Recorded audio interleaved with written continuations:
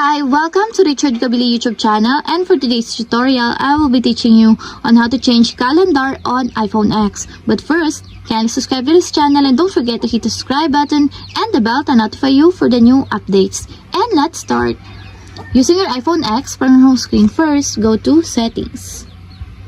Then in the Settings, scroll down and click the General. Then in the General, scroll down again, then find the Language and Region, then tap. Then after that, in this part in the Language and Region, find the Calendar, then click again.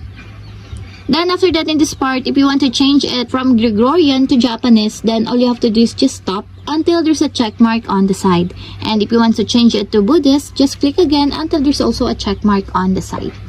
And that's it. We have successfully changed calendar on iPhone X. If you have a question, can comment down below, and don't forget to hit the subscribe button and the bell to notify you for the new updates. And thank you for watching!